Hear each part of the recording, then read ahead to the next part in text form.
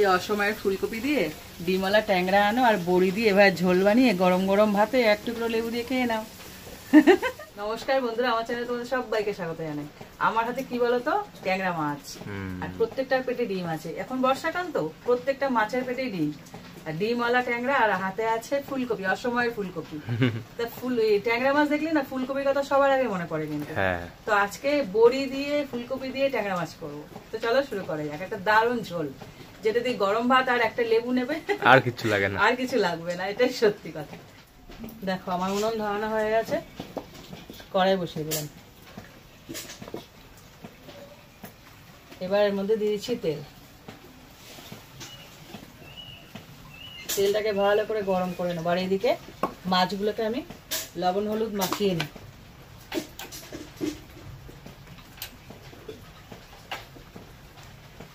এমনি ট্যাংরার থেকে না ডিমওয়ালা ট্যাংরা বেশি ভালো লাগে। হ্যাঁ, ডিমওয়ালা যে কোনো মাছই বেশ ভালো লাগে।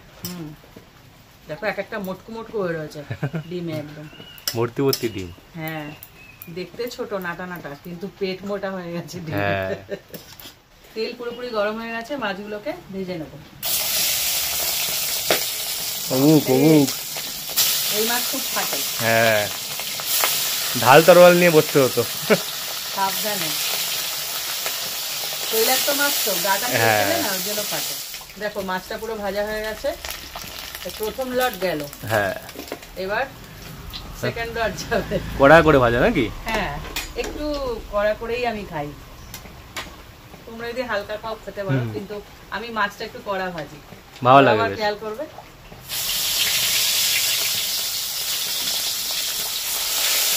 মাছগুলো সব হয়ে গেছে, সমস্ত মাছ আমার ভাজা হয়ে গেল। মাছ ভেজে খুব ফাটছিল বেশ। হ্যাঁ, কখনো ফাটে কখনো ফাটে না, আমাদের কাছে সবাই ফাটে। এবার ফুলকপি গুলো ভেজে নেব ওই তেলের মধ্যে। এও কি ফাটবে নাকি? না না, লাল করে ভেজে নিতে হবে। এটা ভাজা হোক, ততক্ষণে মশলাগুলো রেডি করে নিই। এখানে নিয়েছি আদা 1 টুকরো, আর কাঁচা লঙ্কা 4টে, আর দিয়ে দেবো জিরে। আজকে বাটা মশলাই করবো।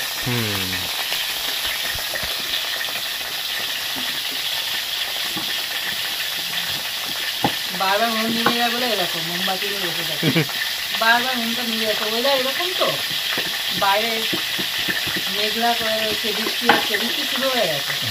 যার জন্য আমাদের পুকুর তো কোথায় চলে এসেছে দেখো, একদম আমাদের বাড়ির পাশেই। দেখো ফুলকপিটা পুরো লাল করে ভেজে নিয়েছি, এবার এটাকে তুলে নেব। অসময় ফুলকপি তো একটু ভালো করে ভাজতে হবে।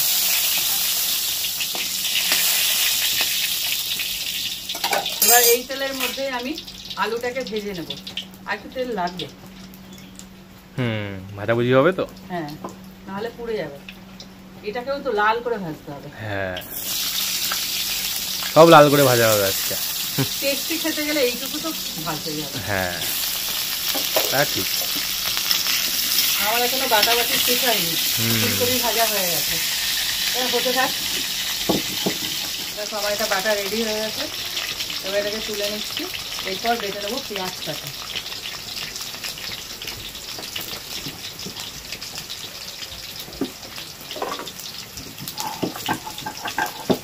আলু লাল লাল হয়ে আসছে,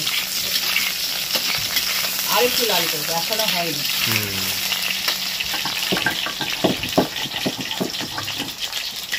দেখো আলুগুলো পুরো লাল করে ভেজে নিয়েছি, এবার আলুগুলোকে তুলে নেব।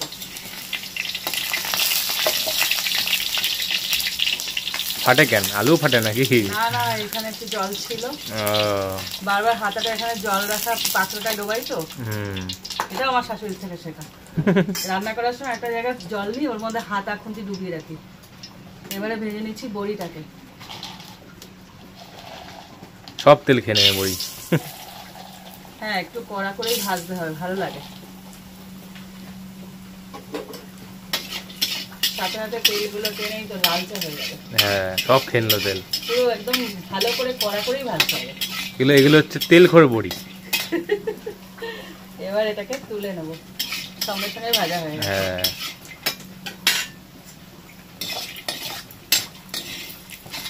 তাপ ভালো হয়েছে। আর আছে না, দেখা যায় না। এবার এর মধ্যে দিয়েছি তেল। তেল প্রচন্ড গরমই আছে, গরম করতে হবে না। দিয়েছি 5 ফোড়ন। আর যে মশলাটা বাটলাম সেটা দিয়ে দেবো। প্রথমে দিয়েছি পেঁয়াজ,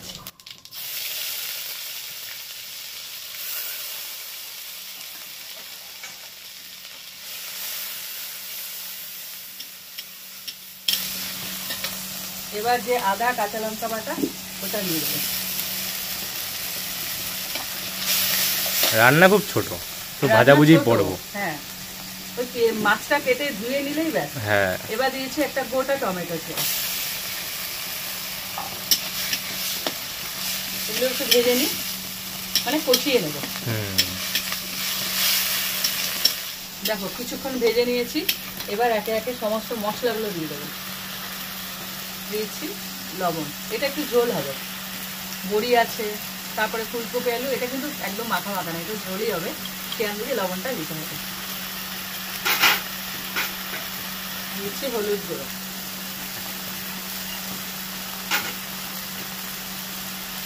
লঙ্কার গুঁড়ো 1 চামচ। এখানে উল্টে যাচ্ছিল। এবার এটাকে কষিয়ে নেব। একদম ইজি রান্না। বড়ি দিলে কি বলতো, স্বাদটা আরো বেড়ে যায়, ভালো লাগে খেতে। দেখো মশলাগুলো ভালো করে কষিয়ে নিয়েছি। এবার এর মধ্যে দিচ্ছি ভাজা আলুটা। প্রথমে আলু দেব, যেহেতু ফুলকপি একটু এতেই ভেঙে যায়, তাই জন্য ফুলকপিটা পরে দেবো, এখন দেব না। আগে আলু দিয়ে কষিয়ে নিই ভালো করে। আলু দিয়ে 3 থেকে 4 মিনিট কষিয়ে নেওয়ার পর দিয়ে দেবো ভাজা ফুলকপিটা। এবার ফুলকপি দিয়েও কষাতে হবে, কেননা মশলা যেগুলো ওগুলো তো ওর ভেতরে ঢুকতে হবে। তো ভালো করে আগে কষিয়ে নিই, একদম রসিয়ে কষিয়ে রান্না করছি। কি বলতো, এরকম একটা ঝোল হলে আর একটা ছোট্ট শাক ভাজা, কি পেঁপে সেদ্ধ, কি উচ্ছে আলু ভাজা, যাই হোক ব্যাস, আর কিছু লাগে না। কিন্তু মাছের ঝোল হলে আর কিছু লাগে না। দেখো আলু ফুলকপি সব একদম মশলার সাথে ভালো করে কষিয়ে নিয়েছি। এবার দিয়ে দেবো জল, একদম ঝোল হবে, সেই বুঝে জলটা দেবে, একদম মানে ঝোলে যেন সাঁতার কাটে। কিন্তু ফুলকপি যেন না ভাঙে, সেইভাবে সেদ্ধ করতে হবে। ফুলকপি ভেঙে গেলে ওর মজা নেই। না, অসময়ের ফুলকপি বলে কথা। সবার পাতে 2-3টে করে না পড়লে তো আমার চুল থাকবে না। তো এটা ফুটতে থাকুক। দেখো ঝোলটা অনেকটা ফুটে গেছে, আর দেখে নিতে হবে আলুটা সেদ্ধ হয়ে গেছে কিনা। এটা হচ্ছে আলু ফুলকপির ঝোল এখন, তাই তো? হ্যাঁ, এইবার এই সময়টা আলুটা যখন সেদ্ধ হয়ে যাবে, তার মানে অলরেডি ফুলকপি সেদ্ধ হয়ে গেছে, কিন্তু ভাঙবে না। এই সময় দিয়ে দিচ্ছি বড়িগুলো। বড়িগুলোর মধ্যে ঝোল ঢুকতে হবে তো, আর মাছ। ডুবে যাও, সাঁতার কাটো। এবার এটা দিয়েও 4 থেকে 5 মিনিট মতো ফোটাতে হবে, তবে তো এর যে ফ্লেভারটা ঢুকবে মাছের। আর বড়িটা একদম ঝোল খেয়ে টুকু টুকু হয়ে যাবে, কিন্তু ভাঙবে না। তোমাদের এর আগে আমি অনেক রেসিপি শেয়ার করেছি। বড়িটা কড়া করে ভাজলে কি হয় বলো তো, যতই ও ঝোল খাক জল খাক ভাঙবে না, গোটা থাকে। হ্যাঁ, দেখো ফোটানো হয়ে গেছে, মাছও একদম সুন্দরভাবে একদম ঝোলের মধ্যে সাঁতার কাটা হয়ে গেছে, ফুলকপি সেদ্ধ হয়ে গেছে, বড়িও একদম জল খেয়ে মানে ঝোল খেয়ে টুকুটুকু হয়ে গেছে। ব্যাস, রেসিপি রেডি হয়ে গেছে। রেসিপি রেডি হয়ে গেছে। অসময়ে ফুলকপি দারুণ লাগে। আর যদি এরকম ট্যাংরা মাছ পাও ডিমওয়ালা, তাহলে তো কথাই নেই। তাহলে এরকম ডিমওয়ালা ট্যাংরা মাছ দিয়ে ফুলকপি দিয়ে এই বড়ি দিয়ে ঝোলটা বানিয়ে খেয়ে নাও তো তাড়াতাড়ি। আর আমাকে তাড়াতাড়ি করে কমেন্ট করে ফেলো তো, কেমন লাগলো, লাইক দিও। ভালো লাগলে লাইক দিও। আমি হেসে মরে আছি, কথা বলবো কি। আর বা এরকম আরো রেসিপি পেতে আমার চ্যানেলটা সাবস্ক্রাইব করে দিও। তো আজকের মতন টাটা।